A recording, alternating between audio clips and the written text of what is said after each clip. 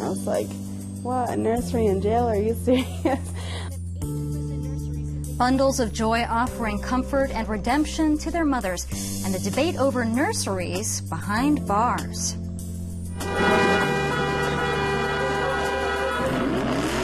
Plus, a wild night in Albuquerque where Donald Trump protesters hit the streets, and the plans in San Diego to keep the peace at the next big Trump rally.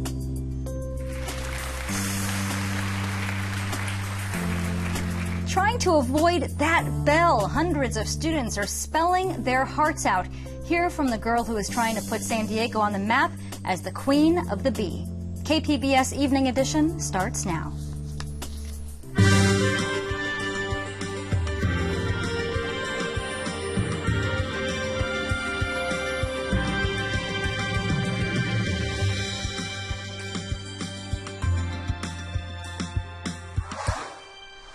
Good evening and thanks for joining us. I'm Maya Trabulsi. The presidential race is heating up in California. Both frontrunners are in Orange County today, drumming up support and taking aim at each other. Today, Republican candidate Donald Trump latched on to a familiar theme with his Democratic rival. I want to run against Hillary, I just want to run against her. Look, I don't know if you're going to be able to. It could be we're going to run against Crazy Bernie. That could be. Could be Crazy Bernie. He's a crazy man, but that's okay. We like crazy people. Supporters and opponents of Donald Trump squared off today in Anaheim. Officers made several arrests after some demonstrators threw objects at them. Protests turned violent outside of a Trump campaign rally in Albuquerque last night. Associated Press reporter Brian Skoloff shows us how officers shifted their focus from the presidential candidate to demonstrators outside the police department. Donald Trump came into town for a rally, and as is typical with Donald Trump rallies, they attract a considerable amount of protesters. Started out with a few hundred protesters, generally protesting Donald Trump and his policies. And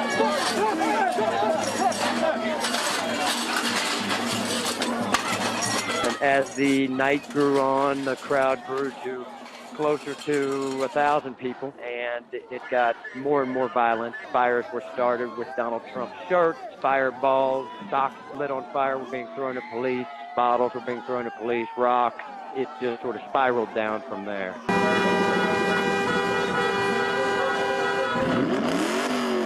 As the night went on, the sort of protest, if you would say that's what it was, changed from an anti-Trump protest to what appeared to be an anti-Albuquerque Police Department protest. So a lot of young teenagers out in the streets were throwing rocks at the police. Police were throwing canisters of smoke and pepper spraying everybody around them, including reporters. They were ducking for cover because a lot of these kids had gotten up on the rooftops in downtown Albuquerque where they had shut down the streets. We're talking maybe 300 or 400 at one point, and they were throwing rocks, some the size of fists, off of building tops at police officers.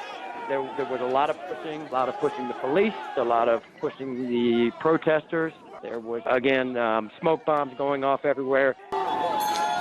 Police would throw smoke bombs toward the protesters, and the protesters would kick the smoke bombs back at the police. It would be a line of riot police. Now they're immersed in clouds of smoke, and they're being pelted by giant rocks and bottles from the building tops above. San Diego police are planning for a large crowd of both supporters and opponents ahead of another rally for the GOP presidential frontrunner. KPBS reporter Steve Walsh has more on the chief's plans for keeping the peace. Chief Shelley Zimmerman said police have contingency plans in place. They have designated 2 free speech zones outside the convention center for the array of groups who are already saying they plan to be outside the rally for the GOP frontrunner. We are very well prepared.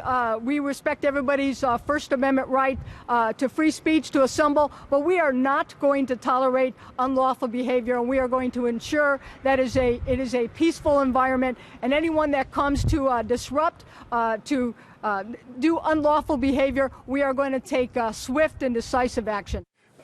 Police have contacted leaders of protest groups and the Secret Service. Police are telling people with tickets to the event to arrive early for the 2 p.m. rally. Expect streets around the convention center to be blocked off. Zimmerman spoke as problems erupted outside a Trump rally in Anaheim. She said police in San Diego had already stepped up thereafter after seeing protests turn violent in Albuquerque on Tuesday. Steve Walsh, KPBS News. With the June elections less than 2 weeks away, the race for mayor is intensifying. 3 candidates for the office shared the stage last night in a debate sponsored by KUSI and the San Diego Union Tribune. KPBS Metro reporter Andrew Bowen has the highlights. It's more than just a race for mayor. It's choosing the direction of San Diego for years to come. It was the second of 3 televised mayoral debates this election season, and Republican Mayor Kevin Faulconer was the most polished on stage. His final question was about what his vision would be for the next 4 years in office. Investing in infrastructure, not raising taxes, but doing a good job with the money that we have at City Hall, working collaboratively, continuing the work we're doing in every neighborhood, particularly neighborhoods that haven't received their fair share of city services in the past. San Diego's infrastructure deficit is approaching $2 billion, and the city's independent budget analyst has said it can't be solved without bringing in new revenue.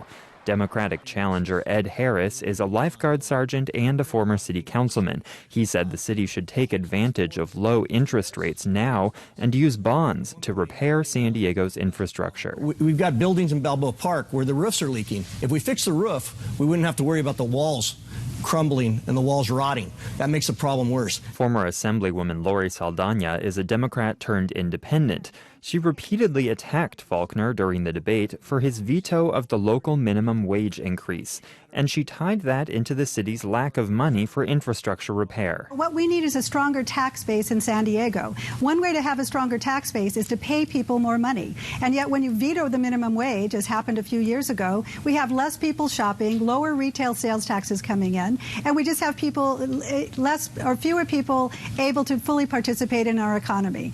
One of the few exchanges between the candidates and the debate panelists came early in the debate.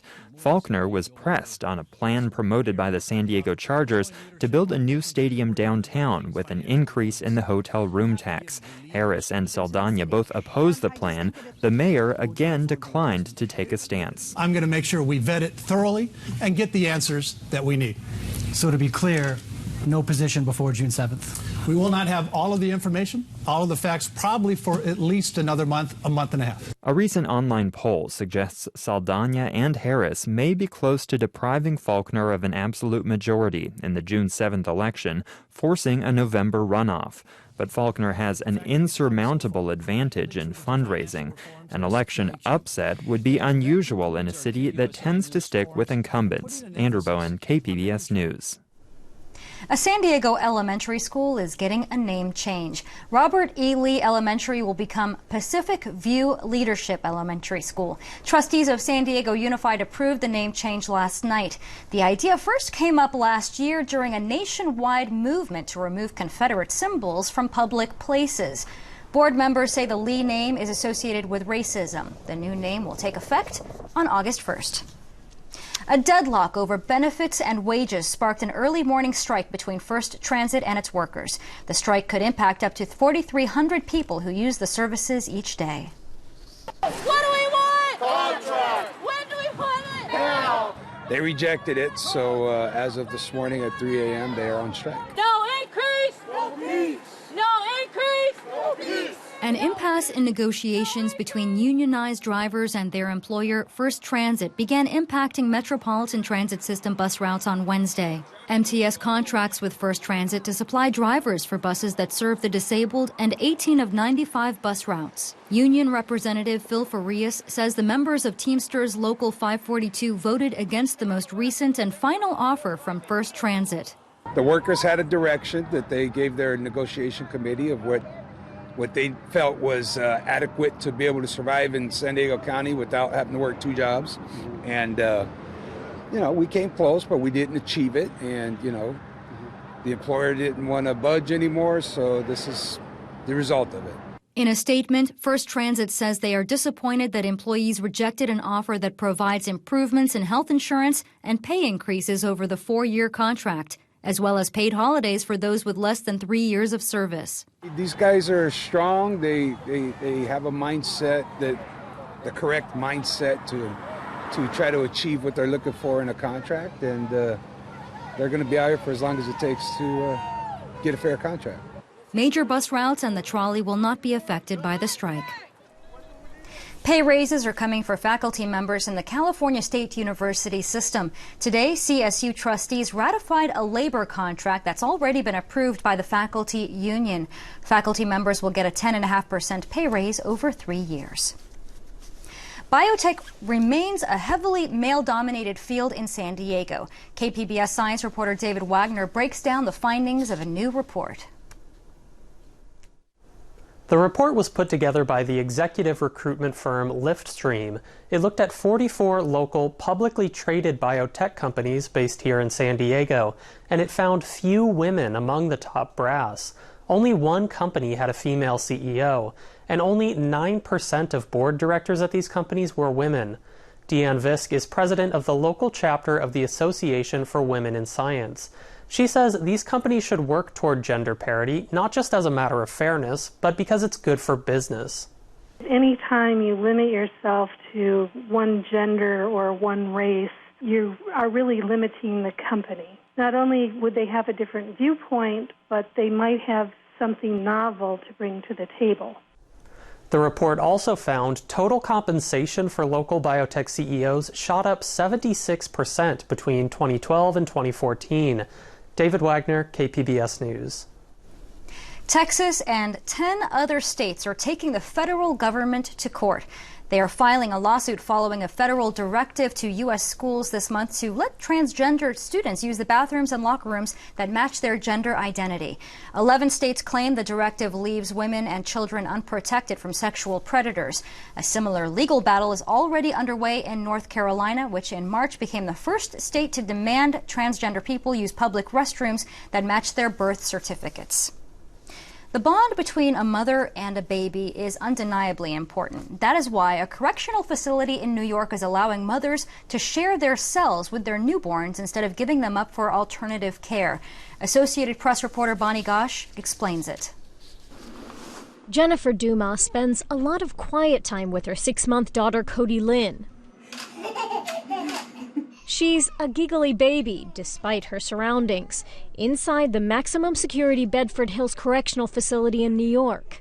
I was like, what, a nursery and jail? Are you serious? Like, at first I was thinking about it, I'm like, this is crazy. Like, no way. Like, you have all these people around. But when I actually got here, I was like, it's not as bad as what I was thinking. The New York prison is one of 8 prison nurseries in the U.S. where convicted mothers can stay with their babies. In most prisons, babies born behind bars must be given up to a relative or foster care. I got charged with attempted burglary second. Dumas was 3 weeks pregnant when she was arrested with her boyfriend for trying to steal a safe packed with $32,000 worth of cash and jewelry. Now, between daily work and chores, she spends her time with Cody Lynn. At Bedford, inmates are allowed to spend up to 18 months of their sentence in the nursery unit. Since the 1980s, the number of women in prison has grown more than 700%. According to the nonprofit Sentencing Project, an estimated 1 in 25 women are pregnant when they enter prison. Katie Young is serving time at the Decatur Correctional Center in Illinois for drug-related crimes. She considers the chance to live with her daughter Marissa a blessing, but she's away from her other 2 children. To be separated from them is awful. I mean, it's the worst experience that I have to go through, and I live with that every day. All I can do is just look forward to the future. But not all experts support raising babies behind bars, arguing prisons should be reserved for punishment, and the focus should be on what's best for the baby. Researcher Mary Byrne, who spent years studying mothers and children at Bedford's nursery, found the practice allows crucial bonding. At the end of their prison nursery time, they were able to pass on to the majority of the children a sense of security, a secure base, and trust in the primary caregiver, who was the mother. So that was really quite astonishing. But she says there should be better community service alternatives for pregnant women to begin with. Sister Teresa Fitzgerald runs the nonprofit Our Children that operates the Bedford Nursery. She agrees more support is needed, which is why after release, they provide everything from a job to daycare to clothes. We all deserve a second chance in whatever avenue, and that's really what this is all about. Come sit. After serving 2 years at Bedford for drug trafficking, Stephanie Reese now lives and works at Our Children with her son Major. She is about to attend Hunter College to be a social worker. He's what really keeps me going, and just want to give him a life that I never had and just break this cycle that has been passed on from generation to generation. That's what many of these mothers seek. Redemption through caring for another life. Bye-bye. Bonnie Ghosh, Associated Press, New York. Kisses. U.S. lawmakers are endorsing a Republican plan to shift more water to farming communities in San Joaquin Valley who are suffering from drought. The plan also cuts the flow for threatened fish and growers in the inland Sacramento-San Joaquin River Delta. It's been attached to a spending bill funding the Energy Department and water projects. The San Diego County Water Authority is expected to propose increased water rates for its 24 member agencies tomorrow. KPBS's Deb Welsh tells us the proposed hikes would become effective in 2017. The Water Authority is going to ask for an increase of 6.4% for untreated water and 5.9% for treated water. The agency receives water from a variety of sources, including the wholesaler Metropolitan Water District, and distributes it to local districts and cities that in turn supply customers. The San Diego County Water Authority plans to keep prices manageable by tapping a rate stabilization fund. The proposed rates will be presented to the County Water Authority Board on Thursday. The board, in turn, will conduct a public hearing and consider adoption June 23rd. Deb Welsh, KPBS News. And speaking of water, you can expect some showers tonight in San Diego, but it looks like sunshine is on the way later this week. Larissa Abreu has the forecast in tonight's KPBS Weather Report. It's been a cool several days across the southwest region, and we're not going to have too much change short term. We will continue to see these cooler conditions on Thursday and even into the day on Friday, but we do have some change on the way. And pretty much what's going on is a dip in the jet stream, and that's allowing for that strong onshore flow. We also have a couple of showers across the area and some higher terrain snow. I wouldn't be surprised if some of those showers sneak their way south into Southern California. So if you are enjoying this Wednesday evening, just take an umbrella outdoors just in case. Some of those showers will be continuing into tonight from Oceanside to Ramona, but notice south of San Diego, it should remain nice and quiet. Nothing but thick clouds across the area from San Diego to Chula Vista. Over in Campo, temperatures will be taking a tumble down into the 40s. We're at 59 in Chula Vista, 61 San Diego, 55 Oceanside. Ramona, you'll be falling down into the lower 50s. And the cooler conditions will continue into the day on Thursday. We're even going to have a couple of spotty showers and a few rumbles of thunder. But notice that most of the action will stay from Nevada back towards the Four Corners. It's just going to be a cool day across Southern California. It's another day with a light jacket, so a jacket going to be needed as we head out the door Thursday. First thing we'll see is plenty of low clouds Thursday morning, and then clouds will be breaking for some sunshine. Temperatures not too bad, right around 70. And notice that for the remainder of the work week, and even as we head towards the weekend, we're not going to have too much change as far as temperatures. We will remain in the lower 70s along the coast over the next 5 days. Further inland, we're looking at a high of 69 degrees Thursday afternoon. Once again, dense marine layer to begin our Thursday, and then clouds breaking for bright sunshine by the afternoon hours. On Friday, it'll turn out partly sunny with a high of 71, and then temperatures will coast right around near 70 for the weekend and as we kick off the next work week. Meanwhile, your 5-day outlook for the mountain area indicates a warmer Thursday. Now, it's been quite chilly over the last few days, so we will make it to the upper 50s. I wouldn't be surprised if by the afternoon hours we hit the 60-degree mark. We're going to have plenty of sunshine throughout the day, so that's going to help heat things up. On Friday, it'll be a little bit warmer with a high of 66 degrees. And then take a look at Saturday and Sunday. Not so bad. We'll see plenty of sunshine throughout both days of the weekend, and temperatures will be in the lower 70s. Your 5-day outlook for the desert indicates the heat is on. Thursday, we're at 88 degrees, plenty of sunny spells. And then as we head towards the day on Friday, we're right around 92 degrees, plenty of sunshine throughout the day. The sunny spells continuing for the weekend. Larissa Abreu, KPBS News. California received far less money from its cap and trade program than state leaders were relying on. The California Air Resources Board reported today companies bought only a fraction of the carbon emission credits the agency put on the market. Governor Jerry Brown and state lawmakers have been relying on the cap and trade auction to fund environmental programs, high-speed rail, and wildfire prevention. Possible causes for slow sales include an oversupply of credits and ongoing litigation.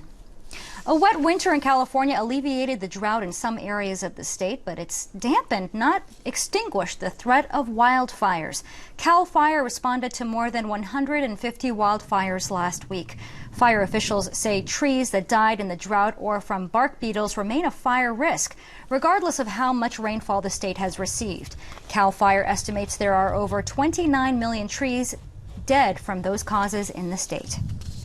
And we told you about drones interfering with firefighting efforts in California. Now there are scientists in the Midwest who are using these unmanned devices to start fires.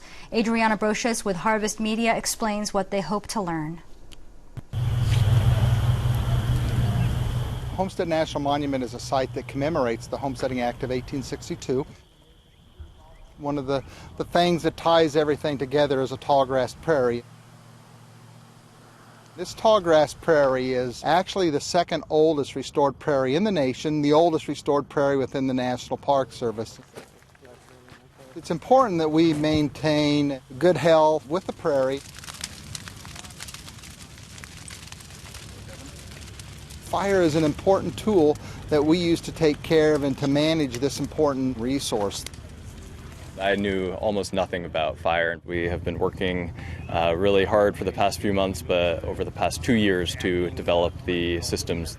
The fire that's taking place today is very significant for us from the standpoint that we're actually testing an unmanned aircraft system. Okay, gotcha, sounds good. So we'll go 80, probably, see if we can go 20 meters that way. So these little balls have a chemical inside that we then inject with a liquid. This causes a chemical reaction, but about a minute or so after we inject it, it'll cause an ignition. Good. Yep. So green fluid coming out the Yep. Okay. Good to go. Good to go. It really just started over coffee conversation, talking about the kind of expertise they have with unmanned aerial vehicles and what we're trying to accomplish from a fire management standpoint. Or you wanting to take your vehicle straight down, come in, and bring it back up? Yeah, I think Otherwise that's... you'll have to go up. It didn't take long before we realized, that's not just science fiction. It's something that could be really valuable and really help.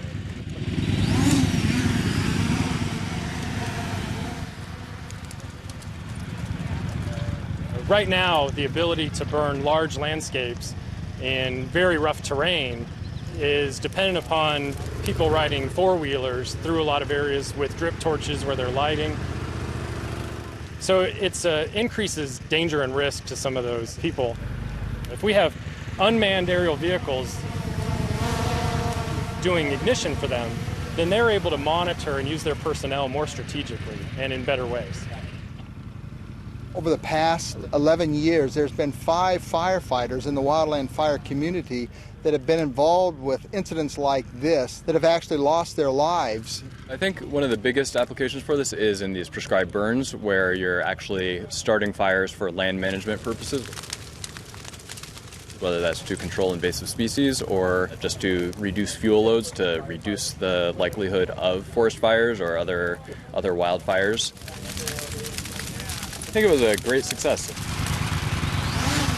First of all, nobody got hurt, but also I think we demonstrated that we're able to safely fly this vehicle into the interior of this burn unit and ignite fire where otherwise people would have to go into that area. Using technology such as an unmanned aircraft system and a UAS can only enhance the safety of those people that are putting their lives at risk and trying to manage these fires.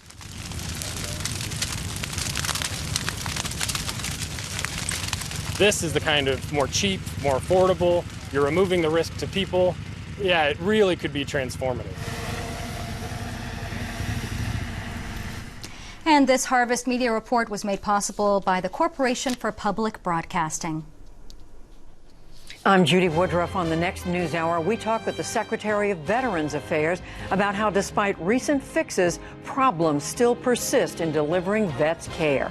That's Wednesday on the PBS News Hour.